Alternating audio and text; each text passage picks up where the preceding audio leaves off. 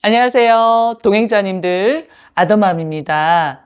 제가 어제까지는요, 아침에 일어나자마자 에어컨 제습 기능을 틀어놓고 하루를 시작했습니다. 제가 6시 조금 안 돼서 일어나는데요. 그때도 좀 습해요. 그래서 제습부터 틀어놓고 이렇게 하루를 시작을 했죠. 그런데 오늘 아침은 이렇게 창문만 열어놔도 시원하더라고요. 하루하루 정말 너무 더운 날들이 많이 이어졌지만 또 결국은 이렇게 가을이 오는구나 싶었습니다.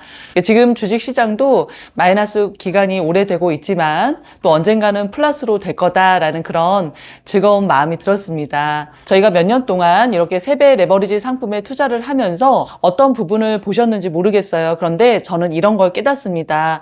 야, 정말 3배씩 오르고 3배씩 내려가니까 장기 투자 하시는 분들은 내가 목표하는 금액이 딱 됐다 그러면 매도를 하는 게 좋겠구나 생각이 들었어요. 왜냐하면 몇 배씩 올랐다가 또 다시 마이너스로 내려가는 그런 게 또 세배 레버리지의 특징이기도 하잖아요. 그리고 이렇게 한두 달 내에 단기로 수익을 내는 그런 무한매수법을 진행을 할 때도 내가 정한 수익금이나 아니면 수익률에 도달했을 때는 미련 없이 팔고 나와야 되겠다 이런 생각이 들었습니다. 팔고 나서 더 올라갈 때는 좀 아쉽죠. 그렇지만 팔고 나서 훅 떨어지는 경우도 있기 때문에 욕심내지 말고 내가 정한 기준에 도달을 하면 그냥 만족하면서 기뻐하면서 이렇게 팔아야 되겠다는 생각이 굉장히 많이 들었습니다. 제가 장기 투자만 했을 때 많이 소개시켜 드렸던 그런 책에요. 이런 조정장이 일어나는 그런 것들을 설명해 놓은 부분이 있으세요. 그 부분 한번 읽어 드릴게요. 기술적 조정 발생으로 만들어진 종합주가지수 하락은 최저점에 이른 후부터 평균 1에서 3개월 안에 전부 회복된다. 1에서 3개월 후에 종합주가지수가 기술적 조정 발생 이전 가격으로 100% 회복하면 세배수 ETF도 추종지수를 그대로 3배로 따라가면서 이전 가격을 아주 빠르게 회복한다. 만약 저점에서 추가 매수를 하면 82% 수익률을 안겨준다. 그러니까 여기서도 그냥 갖고 가도 시간이 되면은 회복이 되지만 추가 매수를 하면 그만큼 또 수익이 더 빨리 발생한다. 이런 부분을 말씀을 해주세요. 약한 기술적 조정은 1년에 몇 번씩 발생한다. 강한 기술적 조정은 1년에 한두 번 정도 발생한다. 이렇게 말씀해 주셨습니다.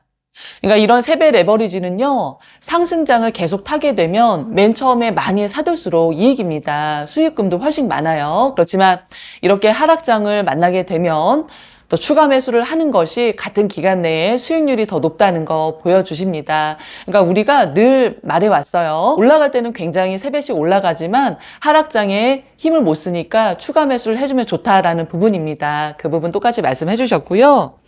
그래서 저는 지금 장기 투자는요, 100만 원을 거치해 놓고 매달 20만 원씩 사고 있습니다. 그 계좌가 지금 수익률 75%입니다. 그러니까 110% 정도도 됐었는데 조금 내려왔지만 이것도 정말 나쁘지 않죠. 매년 이자 한 3%, 4% 정도 쳐도 3년 해도 15%, 크게 잡아도 15%밖에 되지 않습니다. 그런데 이렇게 3년이 되지 않았는데도 75% 정도면 굉장히 높은 수익률이라고 저는 보거든요. 그리고 이제 무한매수법 지금 38번째 매수 진행했습니다. 투입 금액은 1억 9,600만 원 정도가 되고요. 손익률은 마이너스 18.02%가 됩니다. 그리고 평가손익은 마이너스 3,537만 원 정도가 돼요. 제가 이제 작년 7월부터 올 7월까지 무한 매수를 해서 평균을 내드렸죠. 그때 3억으로 속슬로 진행을 했을 때 월 평균이 1,170만 원 정도가 됐었습니다. 그래서 저는 지금 3억 계좌 2개를 무한 매수로 굴리고 있는데요. 우리가 월급이라는 개념에 굉장히 집중을 하죠. 한 달을 살면 생기는 그런 돈이죠. 그런데 이런 주식 투자는 언제 돈이 생길지도 몰라요. 그래서 한 달 한 달 끊어서 생각하지 마시고 이런 무한매수 단기 투자를 하실 때도요. 최소한 한 6년 평균을 한번 내가 내보겠다. 아니면 1년 평균을 한번 내보겠다. 이런 식으로 마음을 좀 여유 있게 가지신다면 이런 상황에서도 조급하지 않으실 거예요. 책에 이런 내용이 나와요. 겸손은 이렇게 안정적인 작용을 한다. 발을 땅에 딛고 있는 사람은 허공에 떠서 내달리는 성공지상주의자들이 누리지 못하는 일상을 소박하고 평화롭게 거닐며 살아간다. 그러니 사다리 위를 너무 성급히 오르려 애쓰다 소박하게 빛나는 당신의 모습을 잃지 않기를 바란다. 이렇게 나옵니다. 이 앞에 내용은요, 굉장히 성공한 분이 계신데 그분은 그냥 뭐 유명한 그런 미용실도 다니지 않고 그냥 동네 조그만 미용실 다니고 이렇게 살아간다는 그런 내용이 나왔어요. 저희가 생활을 할 때 필요한 것들을 만들어 가면서 살아야 되지요. 먹을 게 필요하고 입는 게 필요하니까 우리가 돈을 벌고 이렇게 살고 있는 거잖아요.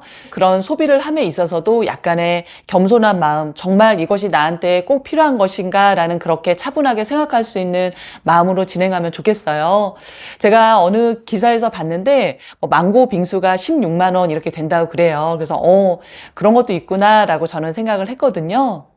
그런데 사실 간식 자체가 몸에 좋지 않고 요즘은 당을 섭취하는 일이 너무 많기 때문에 또 건강에 좋지 않고요. 그냥 그렇게 지금은 생각을 하는 거예요. 그렇게 해서 내가 진짜 하루 저는 두 끼를 먹는데 두 끼를 먹을 때 내가 야채는 잘 먹었는지, 오이는 잘 먹었는지, 양배추는 잘 먹었는지, 또 밥도 잘 먹었는지, 또 단백질 섭취는 잘 했는지 이렇게 하루하루 정말 나한테 필요한 일을 해 나가다가 정말 돈이 많이 벌리면 그때 그 16만 원짜리 망고 빙수 한번 먹어볼까? 이렇게 가는 건 좋은데 지금 내 주머니 사정이 얇은데도 남들이 그런 걸 먹고 산다고 해서 그런 걸 뭐 부러워한다거나 그럴 필요 없이 그냥 내 몸에 맞는 그런 것들만 섭취를 하고 또 옷을 입을 때도 저는 제가 돈을 투자하는 거에 가장 적게 투자하는 게 옷이거든요. 티아나에 몇십만 원짜리 옷이 정말 필요한가? 물론 그런 옷을 입는 분들을 부정하진 않아요. 뭐 그렇게도 입고 사시는구나 하지만 저는 그렇게 필요하다고 생각하지 않아요. 그래서 뭐 몇천 원짜리도 괜찮고요. 이것 또한 인터넷에서 한 8천 원, 9천 원 주고 샀는데요. 아니면 뭐 몇만 원 선에서도 충분히 옷을 입고 살아도 너무 좋고 또 깨끗하게 세탁을 하고 구겨진 건 다림질하고 보풀액이 제거하고 실밥 터진 거 좀 잘라내면서 이렇게 입어도 충분하다. 그래도 충분히 행복할 수 있다. 저는 그런 마음으로 살고 있습니다. 그럼 저희 동행자님들 이제는 아침 저녁으로 좀 시원한 바람이 불어요. 주식시장에도 이렇게 기분 좋은 그런 상쾌한 바람이 불 것입니다. 그러면 저는 다음 주에 또 찾아뵙겠습니다. 안녕히 계세요. 지난 8월 15일 광복절에 집에 태극기를 딱 달아두고요. 저는 남편과 작은 딸과 동해 무릉계곡을 갔습니다. 거기 용추 폭포까지 올라갔는데요. 많은 교육 철학들이 있죠. 근데 제가 생각하는 교육관이 몇 가지가 있는데 이렇게 부모와 자식들끼리 서로 친하게 지내면 좋겠다 이런 생각을 갖고 있습니다. 그래서 이렇게 일상을 함께 하고 또 이렇게 함께하는 시간을 많이 갖다 보면 서로 대화를 하게 되지요. 그래서 딸이 갖고 있는 요즘 생각은 무엇인지 그럼 거기에 대해서 엄마의 경험 또 아빠의 경험을 서로 대화 나누면서 자연스럽게 뭔가 아이가 해결점을 찾든지 아니면 마음의 위안을 찾든지 이런 걸 하나 갖고 있고요. 그리고 남에게 피해 주지 말아라 이런 얘기 자주 해줍니다. 물론 내가 의도하지 않아도 내가 모르게 이렇게 남에게 피해 주는 경우도 있겠지만 그럴 때는 진심으로 사과하고 그러면서 또 배워나가고 이런 건 있지만 여하튼 남에게 피해를 줘서는 안 된다라는 생각 많이 하고 있고 또 말을 많이 해줍니다. 가는 길에 이렇게 다람쥐도 있더라고요. 교과서에서만 보는 그런 동물이 아니라 이렇게 자연에 나와서 다람쥐도 보고 하니까 너무너무 좋았습니다. 용주폭포 올라가서 그 계곡물에 이제 많은 분들이 발을 담궜죠. 날씨가 무지무지 더웠잖아요. 다들 시원하게 물을 담그고 계세요. 조금 비가 많이 안 와서 가물었지만 그래도 이렇게 발을 담그니까 시원했고 딸이 이렇게 아빠가 작은 딸 이렇게 발 씻겨줍니다. 저희 세 가족도 이렇게 물에다가 발을 담궜죠. 물고기도 되게 많더라고요. 맑은 물속에 물고기가 아주 많았었어요. 그리고 그 주 토요일에는 저희 삼척에는 가람영화관이라는 작은 영화관이 있어요. 가격도 예전에는 5,000원부터 출발했는데 6,000원을 넘어서 지금은 이제 어른은 7,000원 하거든요. 가서 행복의 나라라는 영화를 봤어요. 너무너무 감동스럽고 그래. 이렇게 민주주의가 됐으니 이제 각자의 행복의 나라는 각자 만들어야 되겠다. 이제 이런 생각을 많이 했습니다. 저는 영화 보는 걸 되게 좋아해요. 일을 굉장히 몸을 써가면서 하는 일이라서 그냥 가만히 앉아 있어도 감동스럽고 재미있고 뭔가 흥미있는 영화 보는 걸 좋아합니다. 또 작은 딸도 같이 갔고요. 또 그 주 일요일에 또 동해 장이 섰어요. 동해 북평장이라고 끝자리 38 그 날에는 이제 장인데 8월 18일에 이제 장이 서서 한번 가봤습니다. 저는 삼척에 지금 15년째 살고 있지만 이제 부평장은 처음 와요.